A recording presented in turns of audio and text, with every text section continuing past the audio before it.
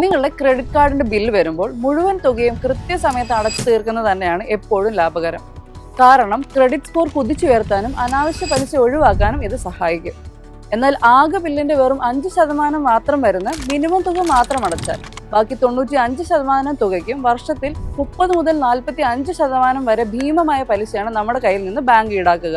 ഇതിനു പുറമെ ഈ പലിശ തുകയുടെ മേൽ 18% GST കൂടി വരുമ്പോൾ ഭാരം ഇരട്ടിയാകും. ഒറ്റ നോട്ടത്തിൽ ഇത് ആശ്വാസമായി തോന്നാമെങ്കിലും ഓരോ മാസവും മിനിമം തുക മാത്രം അടയ്ക്കുന്നത് നിങ്ങളെ പലിശക്കയറ്റമുള്ള ഒരു വലിയ കടക്കണിയിലേക്കും സാമ്പത്തിക തകർച്ചയിലേക്കും തള്ളിവിടും. മറ്റൊരു വലിയ കെണി മിനിമം തുക മാത്രം അടയ്ക്കുന്നതോടെ നിങ്ങളുടെ കാർഡിന് ലഭിക്കുന്ന പലിശരഹിത കാലയളവ് നഷ്ടപ്പെടും എന്നതാണ്.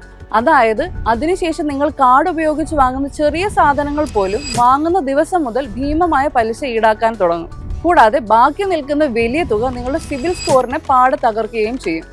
ഓർക്കുക, കാർഡ് കമ്പനികളുടെ ഈ മിനിമം കെണിയിൽ വീണാൽ നിങ്ങളുടെ മാക്സിമം വരുമാനവും പലിശയായി ചോർന്നു പോകും. അതുകൊണ്ട് ബിൽ എപ്പോഴും ഫുള്ളായി അടച്ച് സാമ്പത്തിക സ്വാതന്ത്ര്യം ഉറപ്പാക്കൂ.